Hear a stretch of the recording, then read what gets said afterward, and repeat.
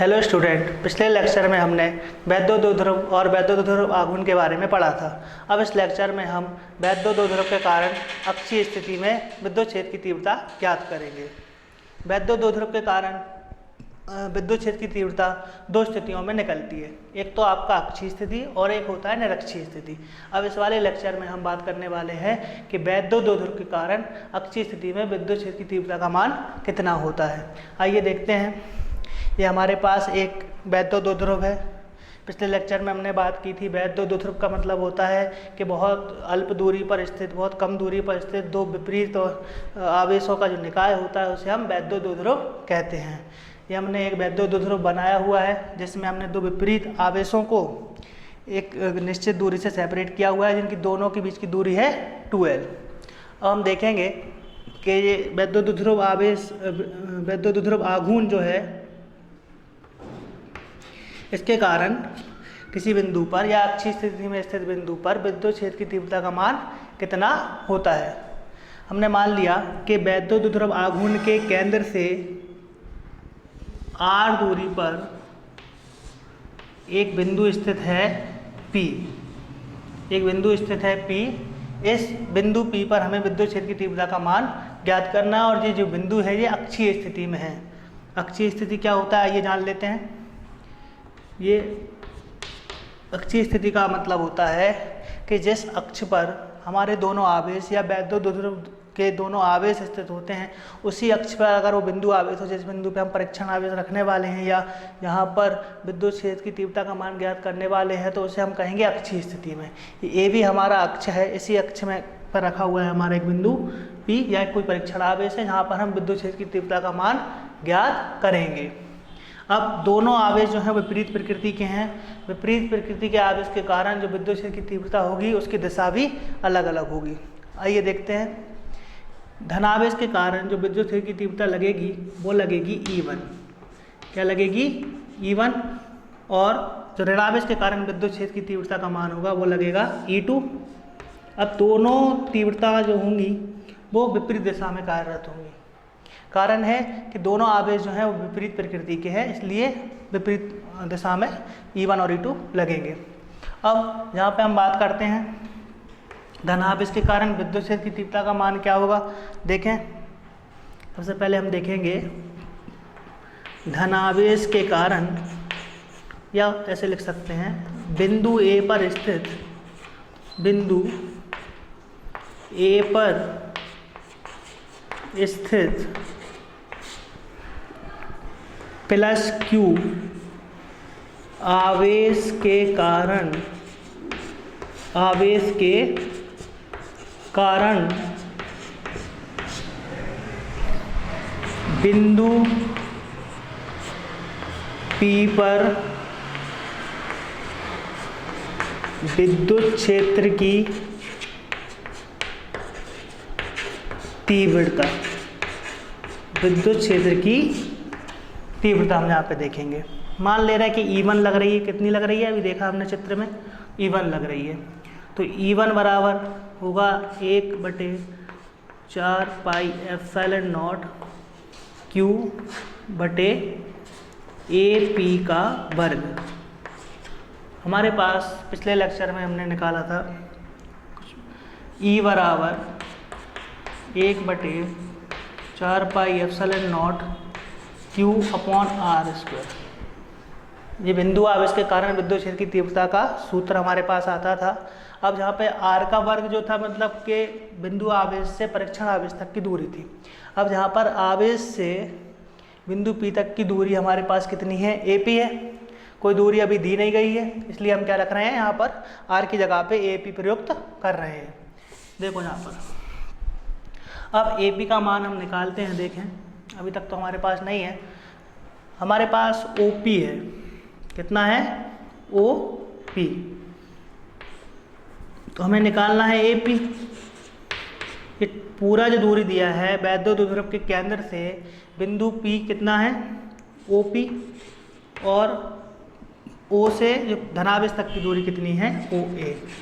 अगर हम, जैसा कि आप चित्र में देख पा रहे हैं, AP निकालने के लिए OP में से -OA करेंगे तो हमारे पास ए पी निकल कर आ जाएगा।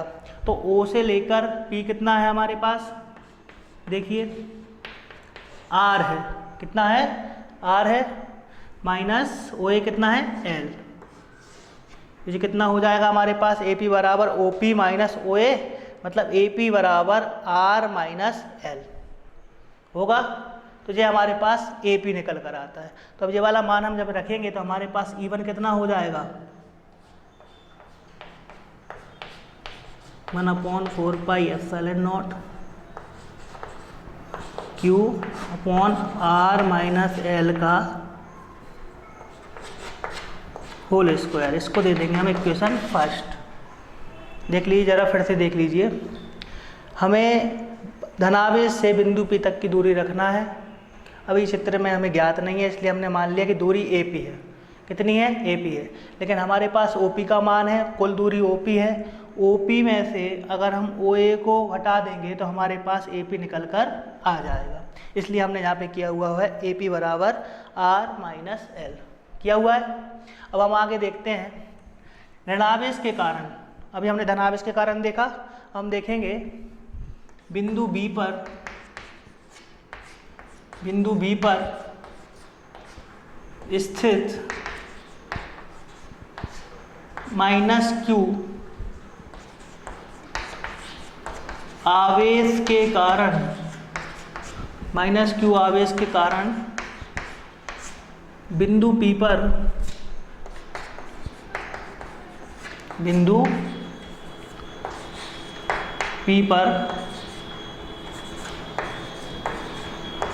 विद्युत क्षेत्र की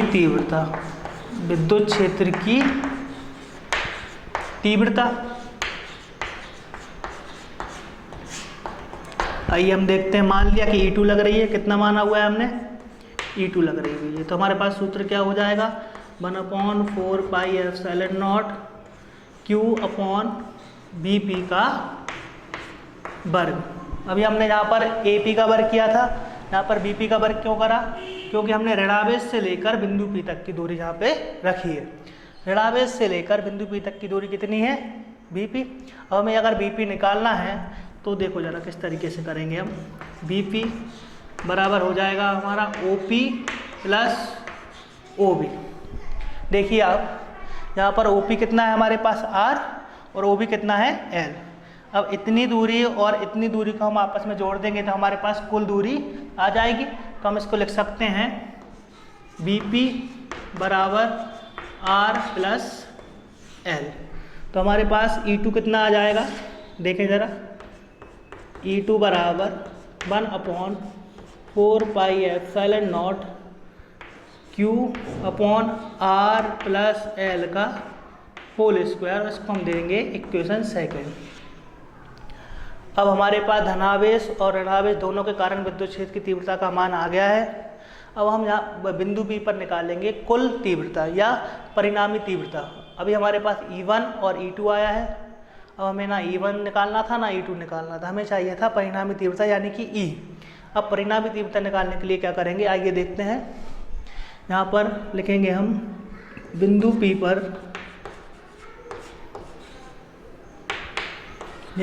पर परिणामी तीव्रता, वैद्युत ध्रुव के कारण परिणामी तीव्रता दोनों आवेश के कारण कितनी लग रही है। अभी हमने धनावेश के कारण अलग लिख ली और ऋणावेश के कारण दोनों के कारण निकाल लिए, है ना। तो P पर परिणामी तीव्रता ये होगा हमारे पास E बराबर E1 माइनस E2। कितना होगा, E बराबर E1 माइनस E2। और यहाँ पे ध्यान रखेंगे कि E1 जो है वो बड़ा है E2 से। क्यों बड़ा है, देखें हम यहाँ पर दोनों आवेशों में से कौन सा आवेश बिंदु P के अधिक निकट है। चित्र में हमें दिख रहा है कि धनावेश जो है बिंदु P के अधिक निकट है और ऋणावेश जो है धनावेश की अपेक्षा बिंदु P से दूर है। अभी हमने ये सूत्र निकाला था पिछले सूत्र से, E व्युत्क्रमानुपाती होगा R के वर्ग के। इसका मतलब ये है कि जितनी ज़्यादा दूरी होगी उतनी ही कम विद्युत क्षेत्र की तीव्रता का मान होगा। दूरी कम होने पे विद्युत क्षेत्र की तीव्रता अधिक होती है और दूरी अधिक होने पर आवेश से बिंदु की विद्युत क्षेत्र की तीव्रता जो होती है वो कम होती है। व्युत्क्रमानुपाती का रहता है वर्ग के साथ। अब यहाँ पर धनावेश जो है बिंदु P के काफ़ी पास में है, मतलब AP जो रहेगा वो आपका कम रहेगा किससे, BP से, इसलिए E1 जो लगेगा वो E2 से अधिक लगेगा और परिणामी तीव्रता जो आएगी वो निकल के आएगी E बराबर E1 माइनस E2। अब हम देखते हैं आगे मान रखेंगे समीकरण 1 व 2 से। समीकरण 1 और 2 से हम E1 और E2 के मान जो हैं यहाँ पर रखेंगे। हमारे पास E1 का मान कितना आया हुआ है, देखिए यहाँ पे E1 लिखा हुआ है 1/4 pi epsilon naught Q upon R minus L का वर्ग लिखा हुआ है। तो हम यहाँ पे लिखेंगे 1/4 pi epsilon naught Q upon R minus L का वर्ग, और ऋण लगा हुआ तो ऋण लगाएंगे। और E2 का मान कितना आया हुआ है, E2 का मान आया है 1/4 pi epsilon naught Q upon R plus L का होल स्क्वायर आया है। तो ये मान हम यहाँ पर रख देंगे।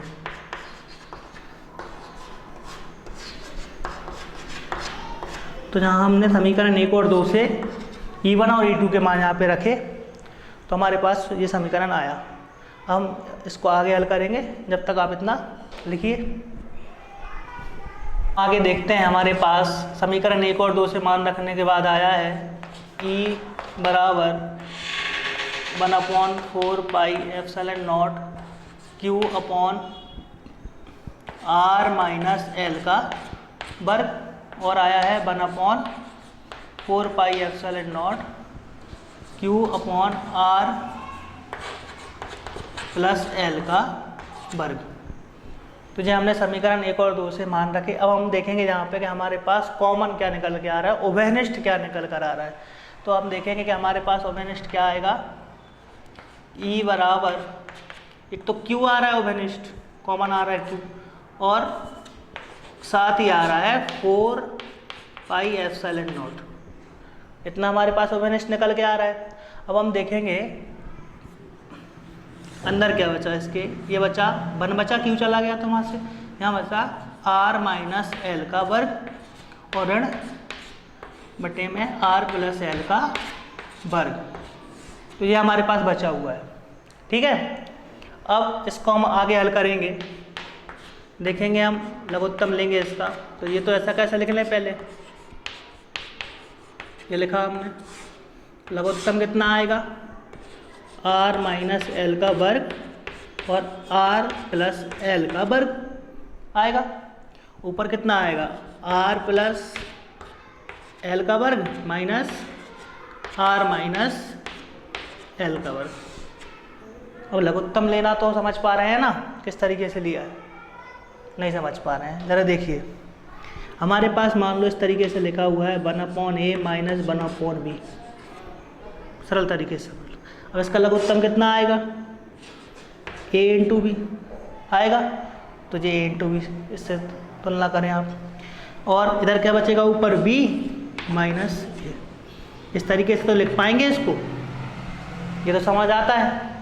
ठीक इस ऐसे ही इसको करा है, एक ही जगह पे R माइनस L को माने स्क्वायर माने और इसकी जगह पे R प्लस L का स्क्वायर माने B की, और देखें तो हमारे पास ये निकल कर आएगा एलसीएम लेने पे। अब देखो आप आगे हल करेंगे, उसके पहले जान लें कि जहाँ पे हम कुछ सूत्र प्रयोग करेंगे, कुछ सर्व समीकरण लगाएंगे। सर्व समीकरण अपन समझते हैं कि A धन B का वर्ग A ऋण B का वर्ग क्या होता है। तो देखें यहाँ पे हमारे पास एक सूत्र बन रहा है R प्लस L का वर्ग बन रहा है, एक बन रहा है R माइनस L का वर्ग। तो जहाँ पर सर्व समीकरण प्रयोग करेंगे, इसे अलग से लिख लें आप, जिसको याद नहीं है। A प्लस B का वर्ग क्या होता है, A का वर्ग प्लस B का वर्ग प्लस 2AB होता है। एक होता है हमारे पास A ऋण B का वर्ग, A का वर्ग धन B का वर्ग ऋण 2AB। इसके अलावा एक और जहाँ पे सर्व समीकरण लग रही है वो होगी आपकी, देख जानते होंगे आप लोग, A ऋण B और ए धन बी, कितना हो जाएगा ए का वर्ग ऋण बी का वर्ग। तो ये 3 सर्व समीकरण हम यहाँ पे प्रयुक्त कर रहे हैं। तो हमें ध्यान रखना है कि जहाँ पर हमारे समीकरण में ए की जगह पर क्या है आर है और बी की जगह पर क्या है एल है।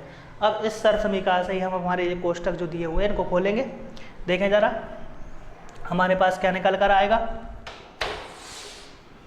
अगर हम ये तो ऐसा कैसा लिख लें, E is equal to q upon 4 pi epsilon naught लिखा हमने। अब हम R प्लस एल का वर्ग लिखा हुआ है, R प्लस एल का वर्ग। तो अब सर्व समीकरण लगाएंगे ये वाली, ये पहली वाली सर्व समीकरण। तो क्या हो जाएगा a प्लस बी का वर्ग, a का वर्ग धन b का वर्ग धन 2ab। तो देखें जरा किस तरीके से ओपन होगी, ये खोलेगी। r का वर्ग प्लस l का वर्ग प्लस 2rl, पहली सर्व समीकरण प्रयुक्त करी। अब आगे माइनस लगा हुआ है तो माइनस लगा रहने दें और कोष्टक को बंद रहने दें, कोष्टक अभी ना खोलें। तो इसमें लगेगा r माइनस एल का वर्ग, मतलब कि a माइनस बी का होल स्क्वायर वाली। तो क्या हो जाएगा r का वर्ग धन l का वर्ग ऋण 2rl हो जाएगा। और बटे में तीसरी वाली सर्व समीकरण, अभी ये दूसरी लगी अभी तीसरी, a minus b a plus b, ये लिखा हुआ है r minus l r plus l. तो ये हो जाएगा a का वर्ग यानी r का वर्ग ऋण l का वर्ग यानी b का वर्ग, और होल वर्ग है, सबका वर्ग है तो अपन यहाँ पे कोष्टक पे होल वर्ग लगा देंगे। तो इस तरीके से हमने सर्व समीकरण प्रयुक्त करी। अब हम क्या करेंगे अगली स्टेप में, अगली स्टेप में हम जो ऋण चिन्ह लगा हुआ है इसका कोष्टक के अंदर गुणा करेंगे। जब भी कोष्टक के अंदर ऋण चिन्ह का गुणा करते हैं तो अंदर के जो पद हैं उनकी चिन्ह, उनका चिन्ह जो है वो बदल जाता है। तो किस तरीके से बदलेगा जरा देखें। E बराबर Q upon 4 pi epsilon not आएगा, देखते चलें। इसको तो ऐसा कैसा लिखते हैं, R का वर्ग धन L का वर्ग धन 2RL लिख लिया हमने ये। अब हम देखेंगे प्लस का R का वर्ग है, ये काय का हो जाएगा ऋण का, और L भी किसका हो जाएगा ऋण का, और ये हो जाएगा 2RL हो जाएगा। और नीचे का हम ऐसे कैसा लिखा रहने देंगे, R का वर्ग ऋण L का वर्ग और कोष्टक के ऊपर भी वर्ग। अब देखें हम जरा, E बराबर Q upon 4 pi epsilon not. R का वर्ग जो है धन का है तो ये ऋण के R के वर्ग से कट जाएगा, और L का वर्ग धन का है ऋण के L के वर्ग से कट जाएगा। अब ऊपर हमारे पास क्या बचेगा 2RL और 2RL, कितने हो जाएंगे 2 और 2 4RL, सीधी सी बात है। कितना बचेगा हमारे पास देखो जरा, 4RL बटे में क्या आ जाएगा R का वर्ग ऋण L का वर्ग और कोष्टक का वर्ग आ जाएगा। अब हम क्या करेंगे, अब हम इस Q का अंदर गुणा करेंगे, Q का कोष्टक के अंदर गुणा करेंगे तो हमारे पास क्या निकल कर आता है देखते चलें। E बराबर 1/4 पाई एप्सिलॉन नॉट, तो ऐसा कैसा लिख दिया हमने, है ना। अब देखें ज़रा, इसको लिखेंगे हम Q गुणा 2L गुणा 2R बटे में R का वर्ग ऋण L का वर्ग और फिर ये कोष्टक का वर्ग, और ये हम बंद कर देंगे होल स्क्वायर के बाद। अब देखें हम 4RL लिखा हुआ था, हमने उसको 2L गुणा 2R करके लिख लिया। अब 4 को 2 और 2 में तो तोड़ा जा सकता है ना, क्यों तोड़ा देखें ज़रा, क्योंकि Q का अंदर गुणा करने के बाद हमारे पास एक सूत्र निकल कर आता है Q इंटू 2L, जाना पहचाना सूत्र लग रहा है। देखें ज़रा, हमने पढ़ा था पिछले लेक्चर में P बराबर Q इंटू 2L होता है, आपका पढ़ा था हमने। इसको हम कहते हैं वैद्युत द्विध्रुव आघूर्ण। हमारे पास ये वैद्युत द्विध्रुव आघूर्ण का सूत्र बन रहा था, इसलिए हमने 4RL को 2L इंटू 2R में लिख लिया। समझ पा रहे हैं? अब देखें ज़रा, इतने पूरे के जगह पर हम लिखेंगे P। क्या लिखेंगे? केवल P। तो हमारे पास क्या आएगा? देखें, हमारे पास आएगा E बराबर 1/4 पाई एप्सिलॉन नॉट। इतने पूरे की जगह पे तो हम P लिख लें, और साथ में चल रहा है गुणा 2R। बटे में क्या हो जाएगा हमारे पास? अभी ऐसा कैसा लिखा जाएगा? R का वर्ग ऋण L का वर्ग और ये पूरे का पूरा। अब हम देखते हैं आगे कि जो R है, जो R है बड़ा है L से। L जो है वो दो ध्रुव के केंद्र से किसी एक आवेश तक की दूरी है, और R जो है वो दो ध्रुव के केंद्र से उस बिंदु तक की दूरी है जहां हमें विद्युत क्षेत्र की तीव्रता ज्ञात करनी है। तो हम यहाँ पे देखेंगे जो R रहेगा ये काफ़ी बड़ा रहता है L से। जब L से बड़ा रहता है R, तो L स्क्वायर का मान तो और भी छोटा हो जाएगा। तो अतः हम देखेंगे, अतः L स्क्वायर को नगण्य मानने पर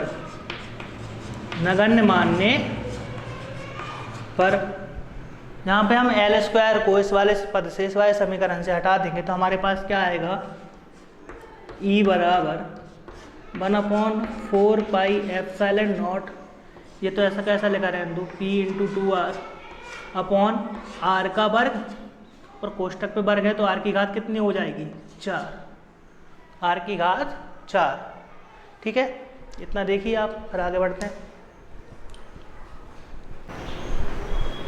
हमारे पास निकल कर आया है E बराबर 1/4 pi epsilon not 2P into R upon R की घात 4। इस तरीके से लिख सकते हैं उसे। तो R की घात जहाँ पर कितनी है? 4 है, और ऊपर एक R है, एक R से एक R कैंसिल होगा, और हमारे पास बचेगा E बराबर 1/4 pi epsilon not 2P upon R की पावर 3। 4 थे, एक R से एक R कैंसिल हो गया। तो ये हमारे पास निकल कर आता है वैध दो ध्रुव के कारण अक्षीय स्थिति में विद्युत क्षेत्र की तीव्रता का व्यंजक। इसका मात्रक क्या होगा? देखें जरा, इसका मात्रक वही होगा जो आपकी विद्युत क्षेत्र की तीव्रता का होता है, न्यूटन प्रति कूलाम। क्या होगा? न्यूटन प्रति कूलाम, या इसको लिख सकते हैं Nc-1।